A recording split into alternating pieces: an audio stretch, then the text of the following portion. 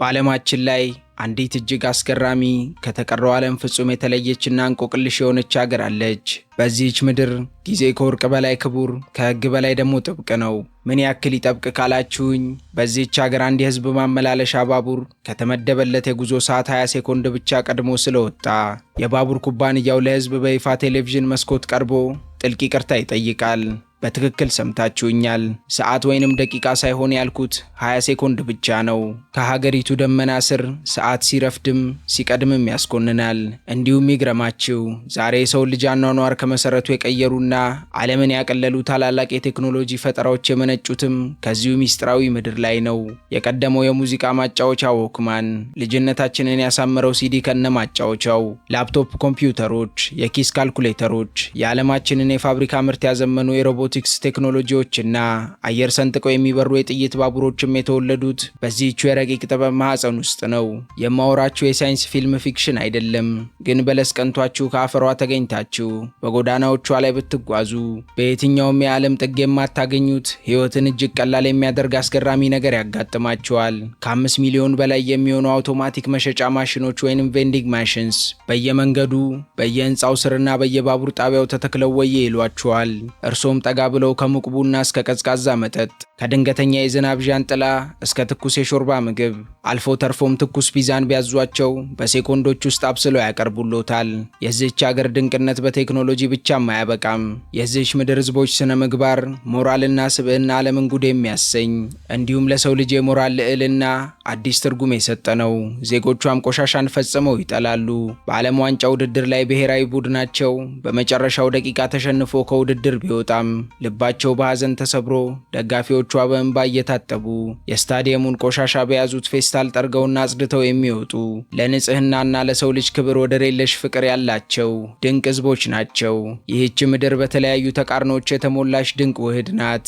እዚህ ስትገኙ በአንድ ጥግ በሺዎች የሚቆጠሩ ዓመታትን ያስቆጠሩ የዕጣን ጢስ የሚትረፈረፍባቸውና የሻይ አፈላል ስርዓት የሚካሄድባቸው ጸጥተኛ ቤተ መቅደሶችን ታያላችሁ።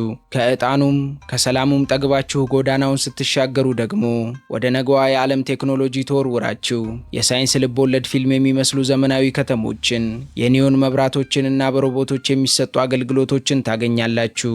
ብቻ ምን አለፋችሁ በዚህች ሀገር የሚያስፈራ የህብረተሰብ ስምምነት፣ ከፍተኛ መከባበር፣ ፈገግታ፣ ትህትናና አንገትን ደፍቶ ሰላምታ መስጠት የማይለያቸው ድንቅ ህዝቦች ይኖሩባታል።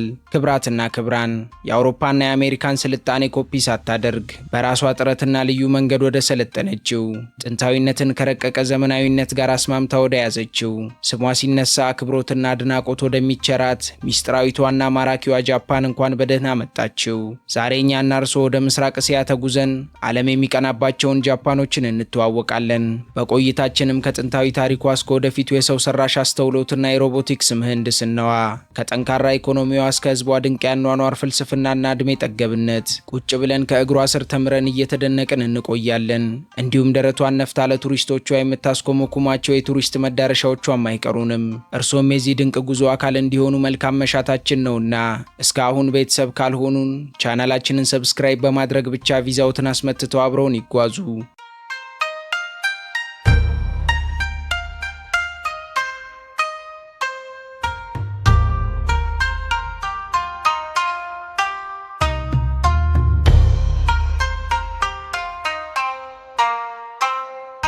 ጃፓን በምስራቅ እስያ የምትገኝ ውብ የደሴቶች ስብስብን ያቀፈች ሀገር ስትሆን አጠቃላይ የቆዳ ስፋቷም ወደ 377976 ካሬ ኪሎ ሜትር ይጠጋል። ይህች ሀገር ዙሪያዋን በውቅያኖሶች የተከበበች በመሆኗ ከየትኛውም ሀገር ጋር የየብስ ድንበር የላትም። ሀገሪቱን በምስራቅና በደቡብ በፓስፊክ ውቅያኖስ፣ በምዕራብ ደግሞ በጃፓን ባህር ትዋሰናለች። ተፈጥሮ የየብስ ጎረቤት ብታሳጣት ከውብ የባህር ዳርቻ ግን አላጎደለቻትም። ጃፓንም ከ29751 ኪሎ ሜትር በላይ የሆነ የባህር ዳርቻ ርዝመትን ተችራለች። ጃፓን ቆንጅዬ ሀገር ናት። 73 በመቶ የሚሆነው የሀገሪቱ ክፍልም ወደ ሰማይ በገዘፉና በደን በተሸፈኑ ተራሮች የተሞላ ነው። እንዲሁም በምድሯ ከተገኘን ባለግርማ ሞገሱ የፉጂ ተራራ በበረዶ የተሸፈነ አናቱን እንደ ሀገራችን ኩታ ጋቢ ደርቦ ከሩቅ ይቀበለናል። ሀገሪቱም 4 ፍጹም የተለያየ መልክ ያላቸው ውብ የሆኑ ወቅቶችም አሏት። በጸደይ ወቅት የሳኩራ ወይንም የቼሪ አበባዎች ሀገሪቱን በሮዝ ቀለም ሲያደምቋት፣ በበጋው ደግሞ አረንጓዴው ተፈጥሮ ያብባል።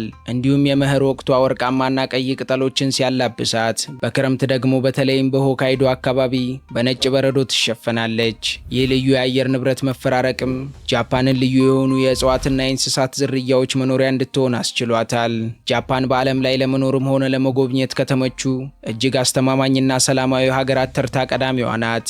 የሚገርመው ታላቅ እውነታ ደግሞ ጃፓን እንደ ነዳጅ፣ ወርቅ፣ አልማዝ ወይንም ሌሎች ውድ ማዕድናት ያሉ የተፈጥሮ ሀብቶች በበቂ ሁኔታ የላትም። መሬቷም ለእርሻም ብዛም አይመችም። ነገር ግን እጅግ የዳበረ የተማረና በስነ ስርዓት የታነጸው የሰው ሀብቷ አገሪቱን የዓለም የስበት ማዕከል አድርጓታል። የጃፓን ማህበረሰብ የጥንታዊውን የተፈጥሮና የአባቶች መናፍስት እምነት መሰረት ያደረገውን የሺንቶ እምነት ከሀገረ ህንድ ከተጸነሰው የቡድሂዝም እምነት ጋር ያለምንም ግጭት አዋህዶ በከፍተኛ የህብረተሰብ ስምምነት ይዞ ይኖራል። ጃፓናውያን ሲወለዱ በሺንቶ ቤተ መቅደስ ይባረካሉ። ሲሞቱ ደግሞ በቡድሂዝም ስነ ስርዓት ይሸኛሉ። ይህ የሃይማኖት መቻቻልም የህዝቡ መለያ ነው።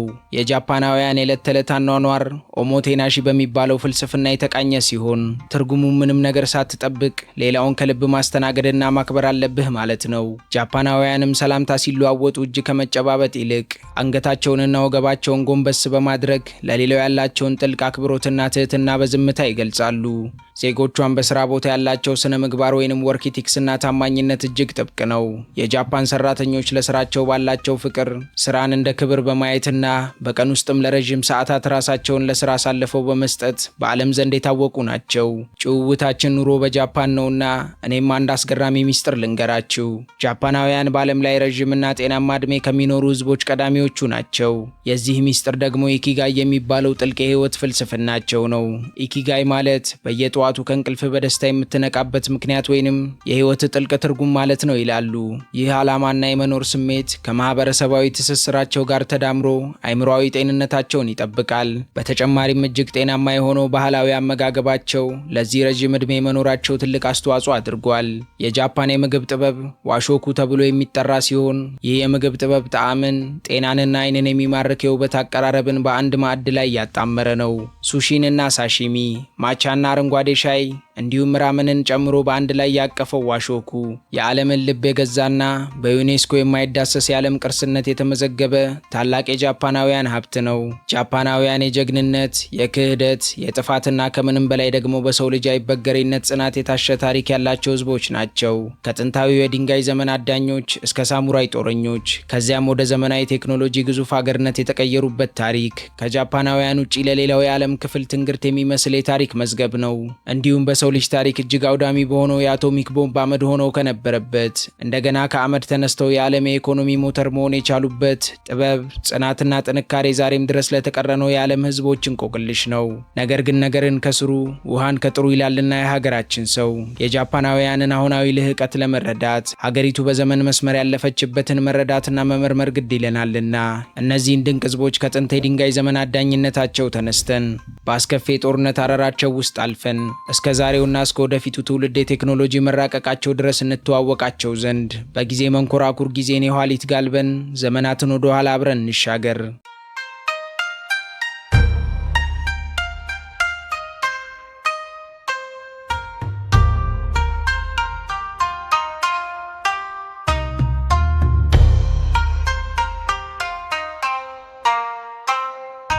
የጃፓን ታሪክ የሚጀምረው ከክርስቶስ ልደት በፊት በ10 ሺህ ዓመታት ገደማ ሲሆን በዚህ ዘመንም ጃፓን አሁን ባላት መልክ አልነበረም የነበረችው።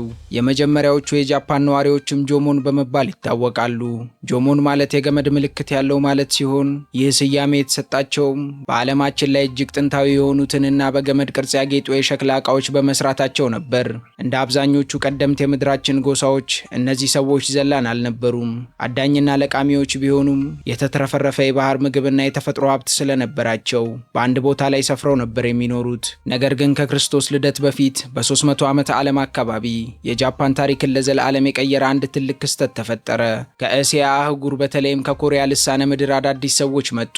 ይህ ዘመንም ያዮይ በመባል ይታወቃል።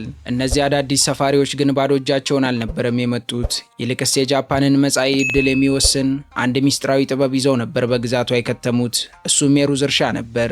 ሩዝ ማምረት ሲጀመር የሰዎች ህይወት ተቀየረ።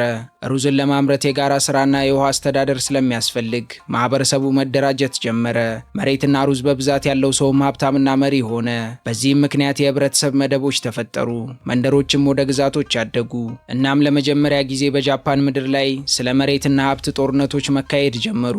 የጃፓን ማህበረሰብም የስልጣንና የመደብ ስርዓት ውስጥ ገባ። በዚህ መሰረትም ብዙ ትናንሽ መንግስታት እርስ በርስ ሲዋጉ ከቆዩ በኋላ ያማቶ የተባለ አንድ ጠንካራ ጎሳ ብቅ አለ። የያማቶ መሪዎችም ስልጣናቸውን ለማጽናት ሲሉ አንድ አስደናቂ ትርክት ፈጠሩ። ትርክቱም ይህ ነበር: እኛ ተራ ሰዎች አይደለንም፣ እኛ የፀሐይቱ አምላክ የአማቴ ራሱ ቀጥተኛ ዝርያዎች ነን አሉ። ይህ እምነትም ቆይቶ የጃፓንን የንጉሠ ነገሥት ስርዓት መሰረት ጣለ። እስከ ዛሬዋ ዕለት ድረስ ያለው የጃፓን ንጉሳዊ ቤተሰብ ከዚሁ ከያማቶ ስርወ መንግስት የዘር ሐረግ የተቀዳና በዓለማችን ላይ ሳያቋርጥ ለረዥም ጊዜ የዘለቀ ብቸኛው ንጉሳዊ ቤተሰብ ነው። በዚህ ዘመን የጃፓን ሀገር በቀል እምነት የሆነው ሺንቶ ስር ሰደደ። ሺንቶ ማለት የአማልክት መንገድ ማለት ሲሆን በተራራው፣ በዛፉ፣ በወንዙ አልፎ ተርፎም በነፋስ ውስጥ ካሚ የተባሉ መናፍስት አሉ ብሎ የሚያምን የእምነት አስተምሮ ነው። ጃፓናውያን ለተፈጥሮ ያላቸው ጥልቅ አክብሮት የመነጨውም ከዚሁ እምነት ነው። ነገር ግን በ6ኛው ክፍለ ዘመን አካባቢ ሌላ ትልቅ ለውጥ መጣ። ቡድሂዝምና የቻይና የሥነ ጽሑፍ ስርዓት ወደ ጃፓን ገቡ። የጃፓን መሪዎች በተለይም ልዑል ሾቶኩ የቻይናን የላቀ ስልጣኔ በግልጽ ተቀበሉ። ጃፓናውያንም የቻይናን ፊደላት ተውሰው የራሳቸውን የጽሑፍ ቋንቋ ፈጠሩ፣ ህገ መንግስት አወጡ፣ እንዲሁም ግዙፍ የቡድሂስት ቤተ መቅደሶችን ገነቡ። ጃፓን የራሷን ማንነት ሳታጣ የውጭ እውቀትን በመውሰድና ከራሷ ጋር በማዋሃድ አስገራሚ ችሎታዋን ማሳየት የጀመረችውን በዚህ ዘመን ላይ ነበር። ቆይቶም በ710 ዓመተ ምህረት ጃፓን የመጀመሪያዋን ቋሚ ዋና ከተማ በናራ መሰረተች። ከዚያም በ794 ዓመተ ምህረት ዋና ከተማዋ ወደ ሄያን ኪዮ ወይንም የአሁኗ ኪዮቶ ተዘዋወረች። ይህ የሄያን ዘመን በመባል የሚታወቀው ጊዜ ሲሆን በወቅቱም የጃፓን ባህል፣ ኪነ ጥበብና ስነ ጽሑፍ ወደር የለሽ የብልጽግና ደረጃ ላይ የደረሰበት ወርቃማ ዘመን ነበር። በሄያን ቤተ መንግስት ውስጥ የነበሩት መኳንንት ህይወትም እጅግ የተዋበና የቅንጦት ነበር። መኳንንቱም ለፖለቲካና ለጦርነት ብዙም ደንታ አልነበራቸውም። ይልቅ ቀናቸውን የሚያሳልፉት ግጥም በመጻፍ፣ ስዕል በመሳል፣ የሽቶ ሽታዎችን በማሽተትና የልብስ ቀለሞችን በማስተካከል ነበር። በዚህ ዘመን ከነበሩት አስደናቂ ክስተቶች አንዱ በዓለማችን የመጀመሪያው የልብ ወለድ መጽሐፍ ነው ተብሎ የሚታሰበው ዘ ቴል ኦፍ ጌንጂ ሙራሳኪ ሺኪቡ በተባለች ጃፓናዊት የቤተ መንግስት ሴት መጻፉ ነው። ነገር ግን መኳንንቱ በኪዮቶ ቤተ መንግስት ውስጥ ግጥም ሲጽፉና ሲዝናኑ ከዋና ከተማው ርቆ በሚገኘው የጃፓን ገጠራማ ክፍል ሌላ አዲስና አደገኛ ኃይል እየተፈጠረ መሆኑን አላስተዋሉም ነበር። በዚያ ቦታም መኳንንቱ መሬታቸውን እንዲያስጠብቁላቸው የቀጠሯቸው ዘቦች ቀስ በቀስ የራሳቸውን ወታደራዊ ኃይል ማጠናከር ጀመሩ። እነዚህ ጦረኞችም የጃፓንን ታሪክ ወደ ሌላ አቅጣጫ ቀየሩት። በ12ኛው ክፍለ ዘመን መገባደጃ ላይ የጃፓን ስልጣን ከንጉሠ ነገሥቱና ከመኳንንቱ እጅ ወጥቶ ወደ ጦር አበጋዞች ተሸጋገረ። ሚናሞቶ ኖ ዮሪቶሞ የተባለው የጦር መሪ ተቀናቃኞቹን በማሸነፍ እንደ አውሮፓውያን አቆጣጠር በ1192 ዓመተ ምህረት ራሱን ሾጉን ወይንም ጠቅላይ ወታደራዊ አዛዥ ብሎ ሰየመ። ከዚህ ጊዜ ጀምሮ ለቀጠሉት 700 ዓመታት ያህል ንጉሠ ነገሥቱ በስም ብቻ የሚጠራ የክብር ምልክት ሆኖ ሲቀር፣ ትክክለኛዎቹ የጃፓን ገዢዎች ግን ሾጉኖችና የሳሙራይ መደቦች ነበሩ። ሳሙራዮች ተራ ወታደሮች አልነበሩም። ሕይወታቸውንም የሚመሩት ቡሺዶ ወይንም የጦረኛ መንገድ በሚባል እጅግ ጥብቅ በሆነ የሞራል ሕግ ነበር። ታማኝነት፣ ክብር፣ ጀግንነትና ራስን መግዛትም የቡሺዶ ምሰሶዎች ነበሩ። አንድ ሳሙራይ ክብሩን ካጎደለ ወይንም ጌታውን ካሳፈረ ሴፑኩ በሚባል ሆድን በሰይፍ ቀዶ ራስን በማጥፋት ባህል ሕይወቱን እንዲያሳልፍ ይጠበቅበታል። በእሴታቸው መሰረትም ከውርደት ሞትን ይመርጣሉ።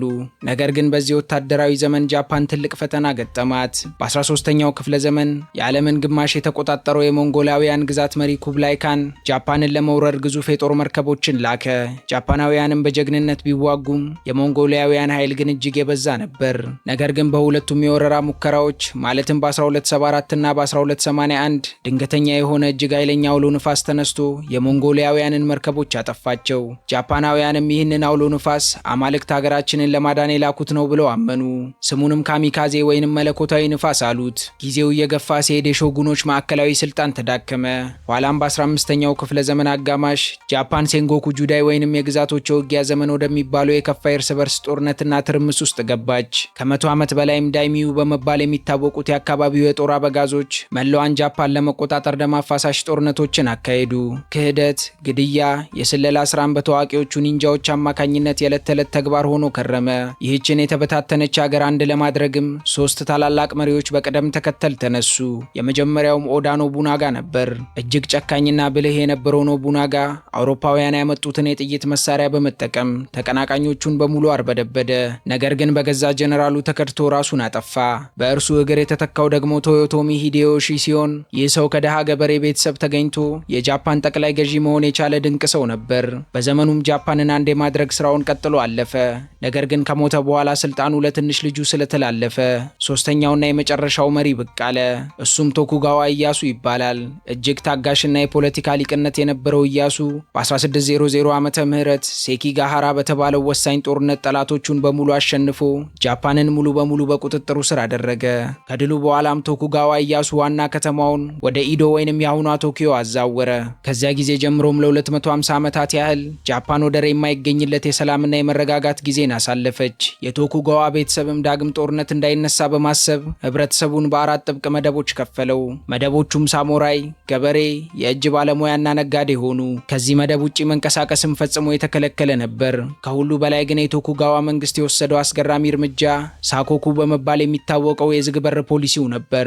የውጭ ኃይሎች በተለይም ክርስትናን የሚያስፋፉ አውሮፓውያን የጃፓንን ባህልና ሰላም ያበላሻሉ ብለው ስለታሰቡ ጃፓን በሮቿን በሙሉ ዘጋች። በወቅቱም ማንም ጃፓናዊ ከሀገር መውጣት አይችልም፣ ማንም የውጭ ዜጋም ደግሞ ወደ ጃፓን መግባት አይችልም ነበር።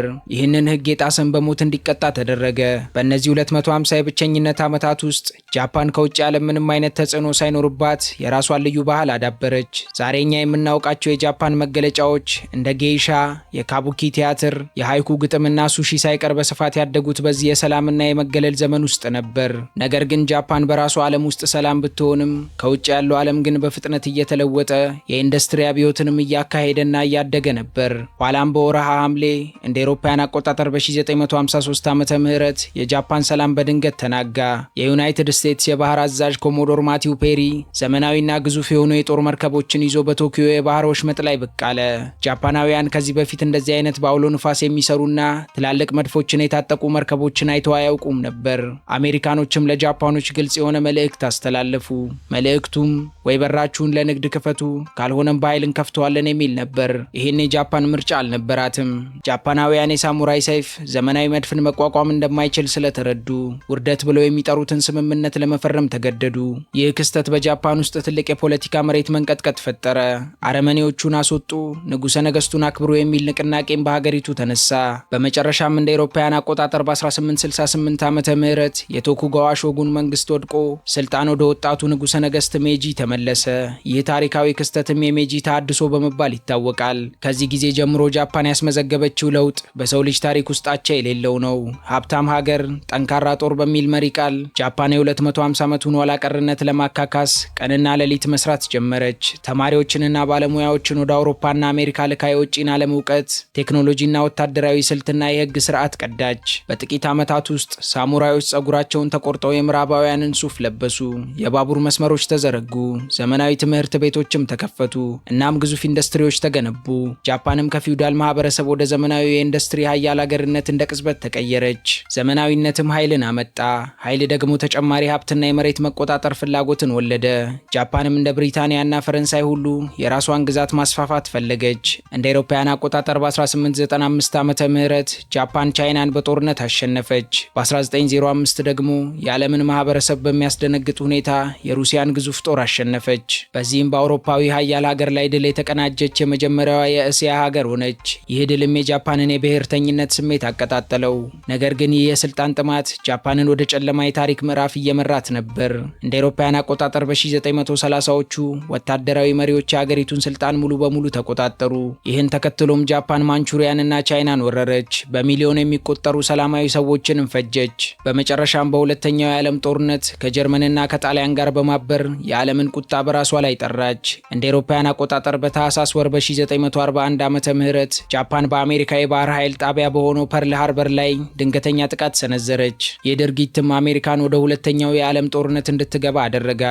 መጀመሪያ ላይ ጃፓን በፓሲፊክ ውቅያኖስ ላይ ሰፊ ግዛቶችን በፍጥነት በመቆጣጠር አሸናፊ መስላ ነበር። ሆኖም ግን በወቅቱ የአሜሪካ የኢንዱስትሪ አቅምና ወታደራዊ ኃይል እጅግ የላቀ ስለነበር ከዓመታት የደም አፋሳሽ ጦርነት በኋላ የጃፓን ከተሞች በአሜሪካ የቦምብ ድብደባ ወደ አመድነት ተቀየሩ።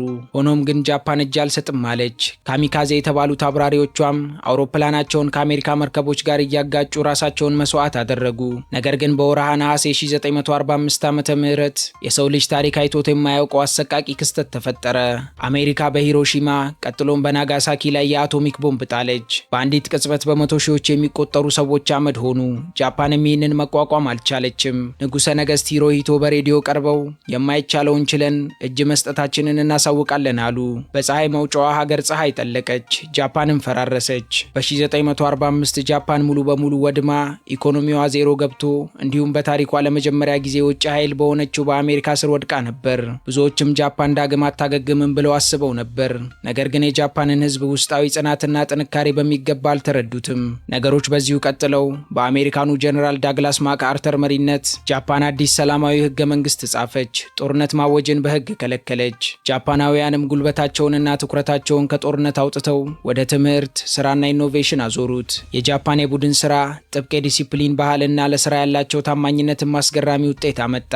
በጥቂት አስርተ ዓመታት ውስጥም የጃፓን ኢኮኖሚ ተአምር በሚባል ሁኔታ ቶዮታ፣ ሆንዳ፣ ሶኒና ፓናሶኒክ የመሳሰሉት ኩባንያዎችን ወልዶ የዓለምን ገበያ ተቆጣጠረ። የጃፓን ዕቃዎችም ጥራት የሌለው ከሚለው ስማቸው ተላቀው የከፍተኛ ጥራት ተምሳሌት ሆኑ። ይህን ተከትሎም በ1980ዎቹ ጃፓን ከዓለም ሁለተኛዋ ትልቅ የኢኮኖሚ ሀያል ሀገር መሆን ቻለች። በጃፓን ሰማይ ስርም ያሁሉ ውድመት፣ ያሁሉ አመድ በትጋትና በቁርጠኝነት ወደ አስገራሚ ብልጽግና ተቀየረ።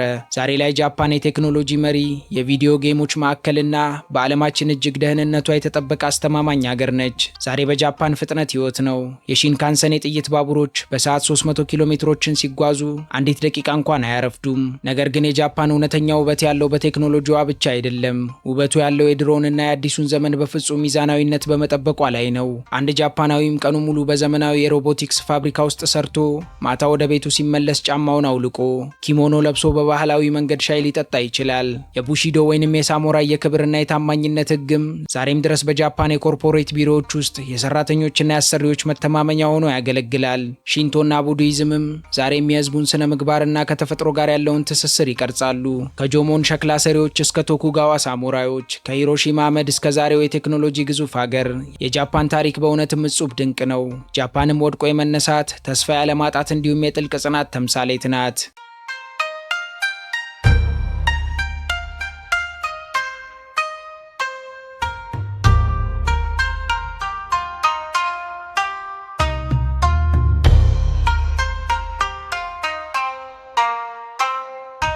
የጃፓን ዋና ከተማ ቶኪዮ ስትሆን መዲናዋ አስደናቂ ከተማ ከመሆኗ የተነሳ የቋንቋ ሊቃውንት እንኳን የዚህችን ከተማ ግዙፍነት፣ ፍጥነትና ውስብስብነት የሚገልጽ ቃል ሊያጥራቸው ይችላል ብላችሁ እያጋነንኩኝ አይደለም። ቶኪዮ በጥንት ዘመን ኤዶ ተብላ ትጠራ የነበረች አንዲት ትንሽ የባህር ዳርቻ የአሳ አጥማጆች መንደር ነበረች። ዛሬ ግን ከ37 ሚሊዮን በላይ ነዋሪዎችን አቅፋ የያዘች የዓለማችን እጅግ ግዙፍ ደማቅና ሀብታም የሜትሮፖሊታን ከተማ ናት። የቶኪዮ ትንግርት የጥንቱን ባህል ከነገው የሳይንስ ልቦለድ ቴክኖሎጂ ጋር በአንድ ጎዳና ላይ ማዋሃዷ ነው። በመዲናዋ ከተገኘንም በአንድ ጥግ የዕጣን ጢስ የሚትረፈረፍባቸውንና ጸጥታ የሰፈነባቸውን ጥንታዊ ቤተ መቅደሶች ስናገኝ፣ በጥቂት ሜትሮች ርቀት ደግሞ የዓለም የኤሌክትሮኒክስና አኒሜ ማዕከል በሆነው በአኪሃባራ በኒዮን መብራቶች ካሸበረቁ ሰማይ ጠቀስ ህንፃዎች ጋር እንላተማለን። እንዲሁም በጊንዛ ጎዳናዎች የዓለምን እጅግ ውድ የቅንጦት ዕቃዎች መሸጫዎችን ስንመለከት፣ በአሳኩሳ ደግሞ በባህላዊ ኪሞኖ ያሸበረቁ ሰዎችን እናገኛለን። የቶኪዮ ነዋሪዎች የዕለት ተዕለት ህይወት እጅግ ፈጣንና ልክ እንደ ሰዓት ቆጣሪ በትክክል የተሰላ ነው። የመዲናዋ ኢኮኖሚ እንቅስቃሴም ቀንና ሌሊት አያርፍም። የሺንጁኩ የባቡር ጣቢያም በዓለም ላይ በየቀኑ ከ3.5 ሚሊዮን በላይ ሰዎችን በማስተናገድ ቀዳሚውና እጅግ የተጨናነቀው ጣቢያ ሆኖ ይታይባታል። እንዲሁም በከተማዋ በሺቡያ መስቀለኛ መንገድ ከተገኘን አረንጓዴ የትራፊክ መብራት ሲበራ በአንድ ጊዜ እስከ 3000 ሰዎች ከተለያዩ አቅጣጫዎች እየተተራመሱ ሲያቋርጡ በማየት ለዓይን የሚያስደንቅና የሰው ልጅ እንቅስቃሴ በህብረት የሚያሳይ ልዩ ትዕይንትን ከከፍታ ቦታ ሆነን ማጣጣም እንችላለን። በተጨማሪም በመዲናዋ የቶኪዮ ስካይትሪ ማማ ከደመና በላይ ሆኖ ከተማዋን ሲቃኛት ቶኪዮ መቼም የማትተኛ ግን ደግሞ እጅግ ደህንነቷ የተጠበቀች ከተማ መሆኗን ያረጋግጣል። እኛም ጥልዬ ሩቅ ምስራቅ ሳለው ብሎ የዘፈነላት ጃፓን ላይ ተገኝተን ከታሪኳ ቀምሰን የነፍስ ምግብ የሆኑትን የቱሪስት መዳረሻዎቿን ባንመለከት ክስረትም ብክነትም ነውና በመግቢያ ላይ ቃል በገባሁላችሁ መሰረት ከጥንታዊ ቤተ መቅደሶች እስከ አረንጓዴ ተራሮች፣ ጸጥታ ከሰፈነባቸው መንደሮች እስከ ደማቅ ከተሞች ዞር ዞር እያልን የቱሪስት መዳረሻዎቿን ላስቃኛችሁ።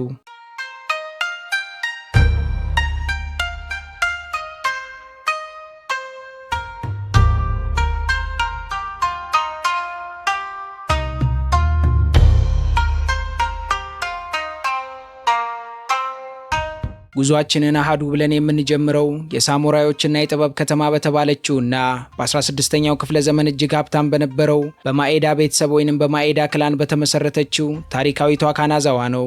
እዚህ ስንደርስ በመጀመሪያ የምንጎበኘው በጃፓን ከሚገኙት 3 ምርጥ የአትክልት ስፍራዎች አንዱ የሆነውን የኬንሮኩኤን ጋርደንን ነው።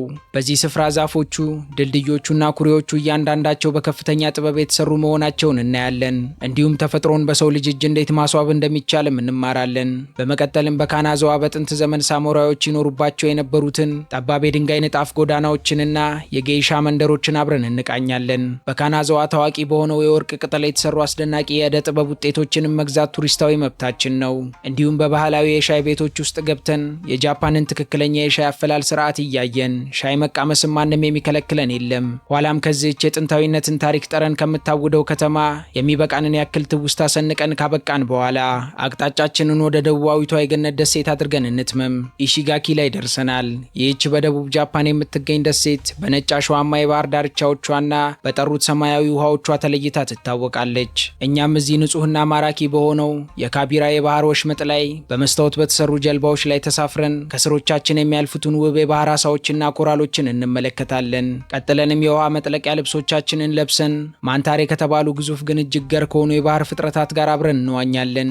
ቀናችን ሲጠናቀቅ ደግሞ በዓለም ላይ እጅግ ጣፋጭ ከሚባሉት ስጋዎች አንዱ የሆነውን በአካባቢው የሚገኘውን ታዋቂውን የኢሺጋኪ የበሬ ስጋ በአንድነት እየቀመስን ከወዳጅ ጋር የጣዕም ድግስ እናደርጋለን። ከዚህ ሞቃታማ የባህር ዳርቻ አስደሳች የእረፍት ጊዜ ከተረከብን በኋላ ጥልቅ የሰላም መልእክት ወደምታስተጋባው ታሪካዊቷ ከተማ ይዣችሁ ልሂድ። ሂሮሺማ ላይ እንገኛለን።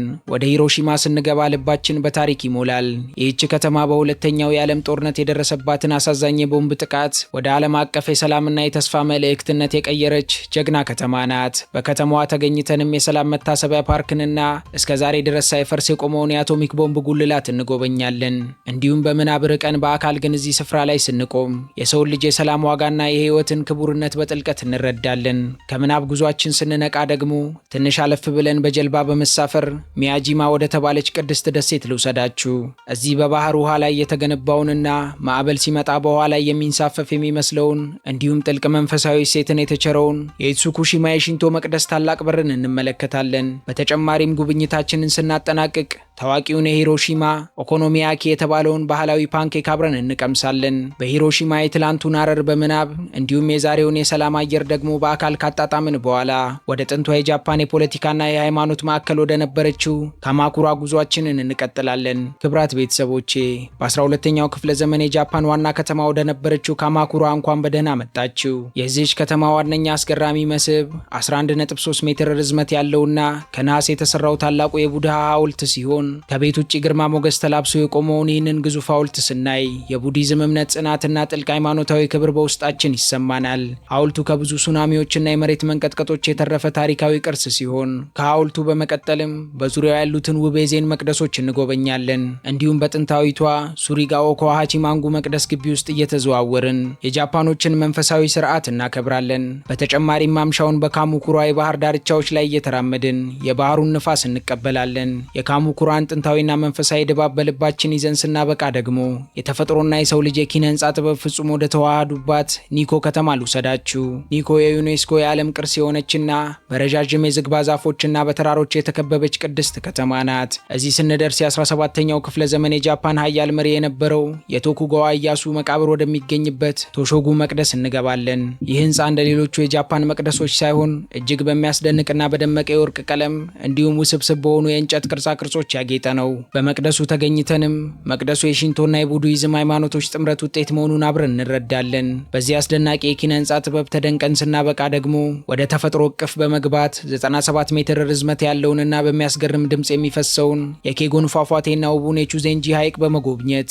ንጹህን የተራራ አየር እየተነፈስን የማይረሳ ጊዜ ማሳለፍ እንችላለን። ቆይተንም የኒኮን ማራኪ ተራሮችና ፏፏቴዎች ተሰናብተን ወደ ጥንቷ የጃፓን መንደር ታካያማ ልውሰዳችሁ። ታካያማ የጥንት ውበቷን የባህል እሴቷንና ጸጥታዋን እንዳለች ጠብቃ የኖረች ከተማ ናት። እዚህ ሳንማቺ ሱጂ በተባለው ጥንታዊ መንደር ስንጓዝ ከ300 ዓመታት በፊት በኤዶ ዘመን ውስጥ እየተራመድን እንዳለ ይሰማናል። በየመንገዱም ግራና ቀኝ ከእንጨት የተገነቡ ባህላዊ መጠጥ የሚያመርቱ ፋብሪካዎችንና የድሮ ነጋዴ ቤቶችን እናያለን። በዚህ መንደር መሽቶ ነክቶ ጠዋት ከእንቅልፋችን ስንነቃ በአካባቢው አርሶ አደሮች ወደሚዘጋጀው የጠዋት ገበያ በመሄድ ትኩስ ፍራፍሬዎችን፣ አትክልትና ጣፋጭ የባህል ምግቦችን እየገዛን የተፈጥሮን በለስ መቃመስ እንችላለን። በታካያማ የድሮዋን ጃፓን ያኗኗር ዘይቤ በእግራችን እየተጓዝን ካጣጣምን በኋላ የመጀመሪያዋ ቋሚ ዋና ከተማ ወደ ነበረችውና ቅዱሶቹ ሚዳቆዎች ወደሚገኙባት ናራ ልውሰዳችሁ። ናራ ከ1300 ዓመታት በፊት የጃፓን የመጀመሪያዋ ቋሚ ዋና ከተማ በመሆን አገልግላለች። ወደ ከተማዋ ስንገባ በመጀመሪያ የሚያስደምመን ነገር ቢኖር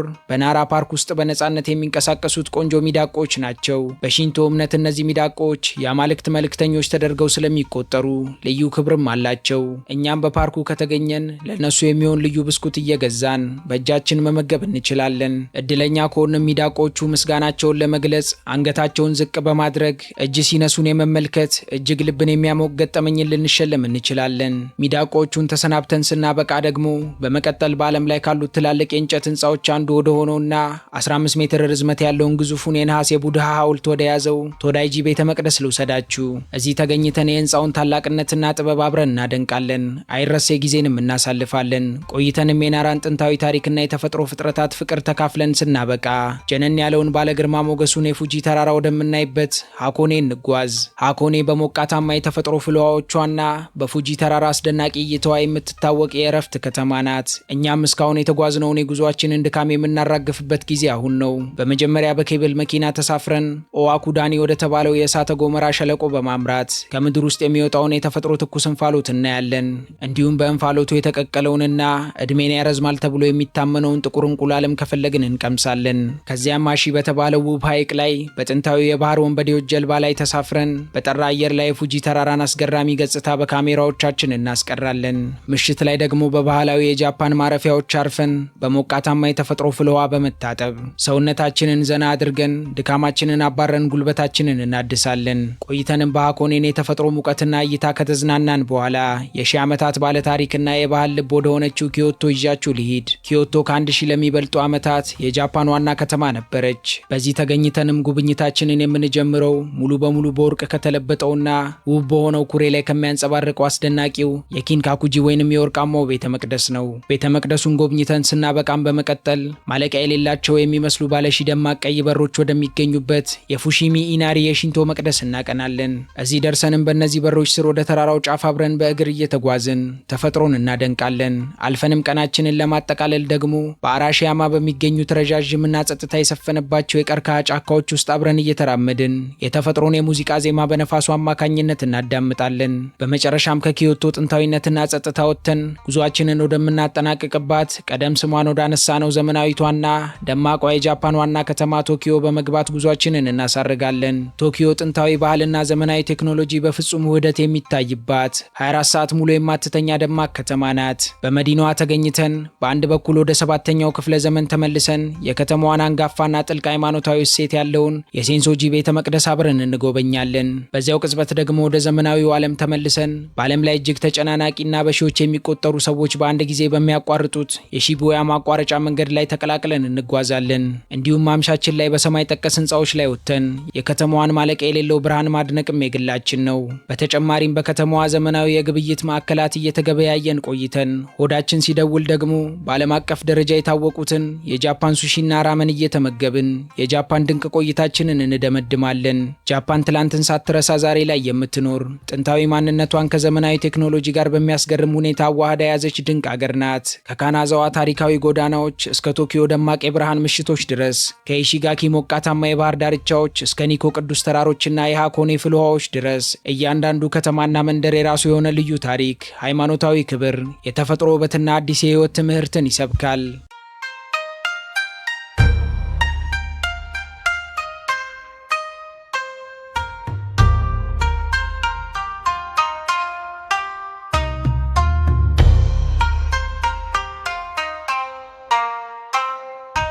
ዘመናዊው የጃፓናውያን አኗኗር በከፍተኛ የኑሮ ደረጃ እርከን ላይ የተቀመጠ ሲሆን ሀገሪቱም እጅግ ዝቅተኛ የወንጀል መጠን የሚመዘገብባትና የሚያስቀና የደህንነት መተማመን ከሚያስገርም የጎዳና ንጽህና ጋር አሟልታ የያዘች ናት። የህዝቡ ጥልቅ አስተሳሰብ ዋ ወይንም ማህበራዊ ስምምነት በሚል ጽንሰ ሀሳብ ላይ የተመሰረተ ሲሆን ይህም ማለት ከግለሰብ ፍላጎት ነፃነትና ስሜት ይልቅ ለማህበረሰባቸው ሰላምና የጋራ ጥቅም ቅድሚያ ይሰጣሉ ማለት ነው። ጃፓናውያን ሁል ጊዜ ውስጣዊና እውነተኛ ስሜታቸውንና ለሰው የሚያሳዩትን ውጫዊ ስሜታቸውን ለይተው በማስተዳደር ግጭትን ያስወግዳሉ። የትምህርት ስርዓታቸው እጅግ ጥራት ያለው ከመሆኑም በላይ ኦሶጂ በሚባለው ባህላቸው መሰረት ተማሪዎች የራሳቸውን ክፍል፣ ኮሪደርና መጸዳጃ ቤት ራሳቸው በመጥረጊያና በጨርቅ እንዲያጸዱ በማድረግ ኃላፊነትንና የትህትና ስሜትን ከልጅነታቸው ጀምሮ ያስተምሯቸዋል። እንዲሁም የጃፓናውያን የጤና አጠባበቅ ስርዓት በዓለም ላይ ካሉ ምርጥና ፍትሐዊ ስርዓቶች አንዱ ሲሆን ለሁሉም ዜጋም የጤና አገልግሎት በኩልነት ይደርሳል። ጃፓናውያን ተፈጥሮን፣ ጸጥታን፣ ስርዓትንና የጋራ መከባበርን እጅግ ይወዳሉ። በአንጻሩ በህዝብ ማመላለሻዎች ውስጥ ስልክ ማውራትን፣ ጩኸትን፣ መንገድ ላይ መብላትንና የማህበረሰቡን ስምምነት የሚያውኩ ድርጊቶችን አጥብቀው ይጠላሉ። ከዚህ ጥብቅ ባህል ባለፈ ግን የጃፓን ዘመናዊ የፖፕ ባህል ዓለምን በከፍተኛ ፍጥነት እያጠለቀለቀው ይገኛል። አኒሜና ማንጋ በመባል የሚታወቁት የካርቶን ፊልሞችና አኒሜሽኖች፣ የቪዲዮ ጌሞችና የፋሽን ስታይሎች ከጃፓን ድንበር አልፈው የዓለም ወጣቶች የዕለት ተዕለት ህይወትና የመዝናኛ አካል ለመሆን በቅተዋል። ሀገሪቱም ለዘመነኛው ዓለም የራሷን አስተዋጽኦ በፈለገችበት መንገድ እያበረከተች ትገኛለች። ጃፓን ከዓለማችን ግዙፍ የኢኮኖሚ ሀያላን ሀገራት አንዷ ናት። አሁን ላይም ከአሜሪካ፣ ቻይናና ጀርመን በመቀጠል የዓለም አራተኛዋ ባለ ግዙፍ ኢኮኖሚ ሀገር ስትሆን የዜጎቿ የነፍስ ወከፍ ገቢና የኑሮ ደረጃም እጅግ ከፍተኛ የሚባል ነው። የሀገሪቱ ኢኮኖሚም በዋናነት በማኒፋክቸሪንግ፣ በአገልግሎት ዘርፍ፣ በውጭ ንግድ፣ በቴክኖሎጂና ፈጠራ እንዲሁም በቱሪዝምና ፋይናንስ ይዘወራል። ጃፓን በዓለም ላይ ወደር የማይገኝላት የጥራት ምልክት ባለቤት ናት። እንደ ቶዮታ፣ ሆንዳ፣ ኒሳን፣ ሶኒና የመሳሰሉ ግዙፍ የዓለማችን አምራች ድርጅቶችን መነሻም ጭምር ናት። ሀገሪቱን በማኒፋክቸሪንግ ዘርፍ ስር ማሽነሪዎችን፣ የሰሚኮንዳክተር ማምረቻ መሳሪያዎችን፣ የአውቶሞቲቭ ውጤቶችንና የሮቦቲክስ ምርቶችን ለጉድ ታመርታለች። የማኒፋክቸሪንግ ዘርፍም ከሀገሪቱ ጠቅላላ የሀገር ውስጥ ምርት 30 በመቶ ያህል የሚሆነውን ይሸፍናል። እንዲሁም በአገልግሎት ዘርፍ ስር ፋይናንስ፣ ባንክ፣ ኢንሹራንስና ሪል ስቴት ተካተው በሀገሪቱ ኢኮኖሚ ውስጥ የአንበሳውን ድርሻ በመያዝ ከጠቅላላ የሀገር ውስጥ ምርት 71.4 በመቶ የሚሆነውን ይይዛሉ። በተጨማሪም ጃፓን በውጭ ንግድ ስር በየዓመቱ ከ1 ትሪሊዮን ዶላር በላይ የሚያወጡ ከፍተኛ ጥራት ያላቸው ተሽከርካሪዎችን፣ የሕክምና መገልገያዎችንና የኤሌክትሮኒክስ ምርቶችን ወደ ዓለም ገበያ ትልካለች። ሀገሪቱን በቴክኖሎጂና በፈጠራም አትታማም። በናኖ ቴክኖሎጂ፣ በባዮ ቴክኖሎጂና በአርቲፊሻል ኢንተለጀንስ ላይ በሚደረጉ በቢሊዮን ዶላሮች በሚቆጠሩ የጥናትና የምርምር ስራዎችም ሀገሪቱ ከዓለም ግንባር ቀደምት ናት። እንዲሁም ከቅርብ ጊዜ ወዲህ ቱሪዝም የጃፓን ዋነኛ የኢኮኖሚ ሞተር ሆኗል። ጃፓንም እንደ አውሮፓውያን አቆጣጠር በ2024 ብቻ ከ36 ሚሊዮን በላይ ቱሪስቶችን በማስተናገድ ከፍተኛ ገቢን አግኝታለች። ነገር ግን አስገራሚው ነገር ጃፓን ምንም አይነት የተፈጥሮ ማዕድን ሳይኖራት መሬቷ በተደጋጋሚ በመሬት መንቀጥቀጥ እየተመታ እንዴት ይህን ያክል ሀያል መሆን ቻለች የሚለው ነው። ይህም የብዙ ሀገራት ጥያቄ ነው። ነገር ግን ሚስጥሩ አንድና አንድ ነው። እሱም የሰው ልጅ አእምሮና ስነ ምግባር። ጃፓን መሬት ውስጥ ከሚገኝ ማዕድን ይልቅ የሰው ጭንቅላት ውስጥ የሚገኝ ሀብትን ማውጣት መረጠች። ኬሬትሱ በሚባለው የኩባንያዎች የጋራ ትብብር በጠንካራ የሥራ ባህልና ካይዘን በተሰኘው ፍልስፍናዋ ውስንነቶቿን ወደ ጥበብና ፈጠራ ቀይራ ዓለምን መምራትና ማስደመም ችላለች።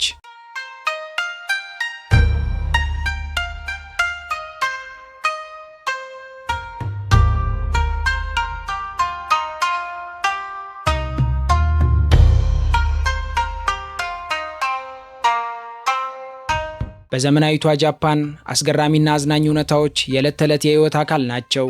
ሮቦቶች በሆቴል ውስጥ አስተናጋጅ ሆነው፣ በሆስፒታሎች ውስጥም የህክምና አጋዥ ሆነው፣ አልፎ ተርፎም በሬስቶራንቶች ውስጥ ምግብ ሲያበስሉ ማየት በጃፓን የተለመደ ነገር ነው። ሺንካንሰን የተባሉት የጥይት ባቡሮች በሰዓት ከ320 ኪሎ ሜትር በላይ እየበረሩ ላለፉት 60 ዓመታት ያለምንም የሞት አደጋ ህዝብን በሰዓት እያጓጓዙ ነው። ይሁን እንጂ ይህች ድንቅ ሀገር ከባድ ፈተናዎችና የወደፊት ስጋቶችም ከፊቷ ተደቅነዋል። ዋናውና አስፈሪው ስጋቷ የህዝቧ የማርጀትና የወሊድ መጠን በከፍተኛ ሁኔታ መቀነስ ሲሆን ዛሬ ላይም አብዛኛው የጃፓን ሕዝብ አረጋዊ የሆነ ወጣቱ ኃይል ደግሞ እያነሰ በመምጣቱ በርካታ ትምህርት ቤቶች እየተዘጉ ወደ አረጋውያን መንከባከቢያነት እየተቀየሩ ይገኛሉ። ከዚህ በተጨማሪም ጃፓን የምትገኘው ሪንግ ኦፍ ፋየር በሚባለው የፓሲፊክ ውቅያኖስ ቀጠና በመሆኑ በማንኛውም ጊዜ ሊከሰት የሚችል የናንካይ ግዙፍ የመሬት መንቀጥቀጥ፣ ሱናሚና አውዳሚ አውሎ ንፋሶች ሀገሪቱን ሁሉ ጊዜ በተጠንቀቅና በስጋት ውስጥ ያቆዩታል። ሆኖም ግን ሀገሪቱ በእነዚህ ሁሉ ፈተናዎችና የወደፊት ስጋቶች ውስጥ እያለፈችም ዓለምን ከማስደመም አልቦዘነችም። ማራኪዋ የፀሐይ መውጫና ድንቋ ጃፓን ጥንታዊና ጥልቅ ታሪክን ከነገው ማለቂያ የሌለው ሳይንስና ቴክኖሎጂ ጋር ያዋሃደች የጥበብ፣ የንጽህና፣ የትህትናና የረቂቅ ስርዓት መገለጫ ናት።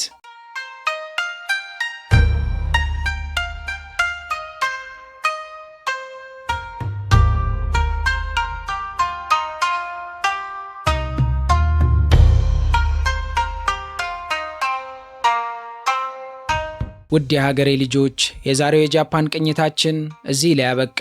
በቀጣይ መርሃ ግብር እስከምንገናኝ ድረስ ለቻናላችን አዲስ ከሆናችሁ ሰብስክራይብ በማድረግ ቤተሰብ ሁኑን። እንዲሁም ቪዲዮውን ላይክና ሼር በማድረግም አበረታቱን። እስከ ቀጣይ ቸርን ሰንብት።